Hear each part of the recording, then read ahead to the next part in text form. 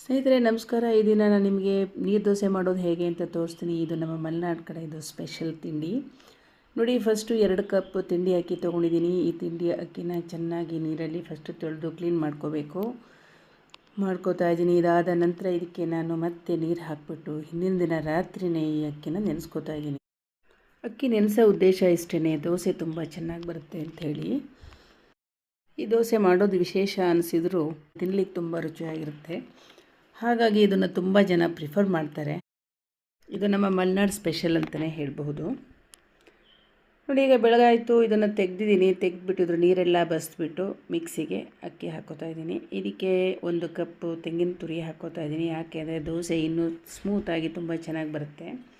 ಆಮೇಲೆ ರುಚಿಗೆ ಎಷ್ಟು ಬೇಕೋ ಅಷ್ಟು ಉಪ್ಪು ಆ್ಯಡ್ ಮಾಡಿಬಿಟ್ಟು, ಜೊತೆಗೆ ತಿರುವಾಗ ಜೀರಿಗೆ ಸೇರಿಸ್ಬೇಕು. ನೀರು ಹಾಕ್ಕೊಂಬಿಟ್ಟು ನುಣ್ಣಗೆ ತಿರುಗ್ತಾ ಇದ್ದೀನಿ. ನುಣ್ಣಗೆ ಅಂದರೆ ತುಂಬ ನೈಸಾಗಿ ತಿರುಗ್ತಾ ಇದ್ದೀನಿ. ಎಷ್ಟು ನೈಸಾಗಿ ಅಂದರೆ ಕೈ ಬೆರಳಲ್ಲಿ ಹೇಗೆ ಮಾಡಿದ್ರೆ ಅದಿದೆ, ಏನೂ ಸಿಗಬಾರ್ದು.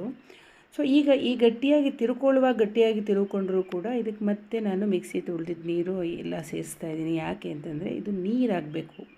ನೀರು ದೋಸೆ ಅಂತ ಹೆಸರಿರೋದೇ ಅದಕ್ಕೋಸ್ಕರ. ನೋಡಿ, ಈಗ ನೀರಾಗಿ ಮಾಡ್ಕೊಂಡಿದ್ದೀನಿ ದೋಸೆ ಹಿಟ್ಟನ್ನು. ಇದಕ್ಕೆ ಮತ್ತೆ ಅಗೈನ್ ಒಂದು ಅರ್ಧ ಚಮಚ ಜೀರಿಗೆನ ಸೇರಿಸ್ತಾ ಇದ್ದೀನಿ ನಾನು. ಇದು ಇಲ್ಲಿಗೆ ದೋಸೆ ಹಿಟ್ಟು ರೆಡಿ ಆಯಿತು. ಈಗ ಇದಕ್ಕೆ ಸೈಡು ಟೊಮೆಟೊ ಸ್ಪೆಷಲ್ ಮಸಾಲ ಮಾಡೋದು ತೋರಿಸ್ಕೊಡ್ತೀನಿ ನಾನು ನಿಮಗೆ. ಟೊಮೆಟೊ ಸಣ್ಣದಾಗಿ ಹೆಚ್ಕೊಂಡಿದ್ದೀನಿ. ನೋಡಿ, ಬಾಣಲೆಯಲ್ಲಿ ಸ್ವಲ್ಪ ಎಣ್ಣೆ ಹಾಕ್ಕೊಂಬಿಟ್ಟು ಇದಕ್ಕೊಂದಿಷ್ಟು ಸಾಸಿವೆ ಹಾಕಿ ಒಂದು 4 ಕರಿಬೇವಿನ ಸೊಪ್ಪಿಂದು ಎಲೆಗಳನ್ನು ಹಾಕ್ಕೊಂಡಿದ್ದೀನಿ. ಈಗ ಈ ಹೆಚ್ಚಿಟ್ಕೊಂಡಂಥ ಟೊಮೆಟೊನ ಅದಕ್ಕೆ ನಾನು ಒಗ್ಗರಣೆಯಲ್ಲಿ ಬಾಡಿಸ್ಕೋತಾ ಇದ್ದೀನಿ. ಇದಕ್ಕೆ ಒಂದು ಮಸಾಲೆ ನಾವು ತಿರುಗಬೇಕಾಗತ್ತೆ. ಇದು ತುಂಬ ಸ್ಪೆಷಲ್ ಮಸಾಲೆ, ಮೋಸ್ಟ್ ಪ್ರಾಬಬ್ಲಿ ನಿಮ್ಗಳಿಗೆ ಗೊತ್ತಿಲ್ಲದೆ ಇರಬಹುದು. ಈ ಮಸಾಲೆ ಮಾಡೋದು ಹೇಗೆ ಅಂತ ಈಗ ನಾನು ನಿಮಗೆ ತೋರಿಸ್ತೀನಿ. ಈಗ ಒಂದು ಬಾಣಲೆ ತೊಗೊಂಡಿದ್ದೀನಿ. ಇದರಲ್ಲಿ ಸ್ವಲ್ಪ ಕಡಲೆಕಾಯಿ ಎಣ್ಣೆ ಹಾಕ್ಕೊಂಬಿಟ್ಟು 1 ಟೇಬಲ್ ಸ್ಪೂನ್ ಕಡಲೆಬೇಳೆ, 1 ಟೇಬಲ್ ಸ್ಪೂನ್ ಕೊತ್ತಂಬರಿ ಬೀಜ, 1 ಟೀ ಸ್ಪೂನ್ ಜೀರಿಗೆ ಹಾಕ್ಕೊಂಡಿದ್ದೀನಿ. ಹಾಗೆಯೇ ಹಸಿಮೆಣಸಿನಕಾಯಿ 3 ತುಂಡುಗಳು, ಒಣಮೆಣಸಿನಕಾಯಿ 4ರಿಂದ 5 ಹಾಕ್ಕೊಂಬಿಟ್ಟು ಚೆನ್ನಾಗಿ ಹುರಿದು, ಕಡಲೆಬೇಳೆ ಕೆಂಪಾಗ್ತಿದ್ದಂಗೆ ಅದಕ್ಕೆ 1 ಟೇಬಲ್ ಸ್ಪೂನ್ ಬಿಳಿ ಎಳ್ಳನ್ನು ಸೇರಿಸ್ಕೊಂಡು ಅದನ್ನು ಕೂಡ ಹುರ್ಕೋತಾ ಇದ್ದೀನಿ. ಈಗ ನೋಡಿ, ಇದು ಹುರಿದಾಯಿತು. ಈಗ ಮಿಕ್ಸಿಗೆ ಇದನ್ನು ಹಾಕ್ಕೊಂಬಿಟ್ಟು ಇದಕ್ಕೆ 1 ಕಪ್ಪು ತೆಂಗಿನ ತುರಿ ಸೇರಿಸ್ಕೊಂಡು, ಹಾಗೆಯೇ ಸ್ವಲ್ಪ ಹುಣಸೆಹಣ್ಣಿನ ರಸ ಹಾಕಿ ಚೆನ್ನಾಗಿ ನುಣ್ಣಗೆ ತಿರುವಿಟ್ಕೋಬೇಕು. ಈ ತಿರುವಿದ್ದನ್ನು ಟೊಮೆಟೊ ಬಾಡಿದ ತಕ್ಷಣ ಅದಕ್ಕೆ ಹಾಕಿಬಿಟ್ಟು ಚೆನ್ನಾಗಿ ಮಿಕ್ಸ್ ಮಾಡಿ, ಇದಕ್ಕೆ ರುಚಿಗೆ ಏನು ಬೇಕೋ ಅಷ್ಟು ಉಪ್ಪನ್ನು ಸೇರಿಸ್ಬಿಟ್ಟು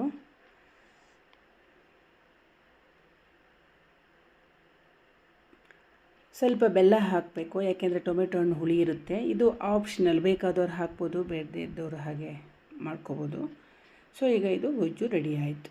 ಇದನ್ನು ಒಂದು ರೀತಿಯಲ್ಲಿ ಟೊಮೆಟೊ ಗೊಜ್ಜು ಅಂತ ಕರಿಬೋದು, ಆದರೆ ಸ್ವಲ್ಪ ಮಸಾಲೆ ಚೇಂಜ್ ಇರುತ್ತೆ ಇದು.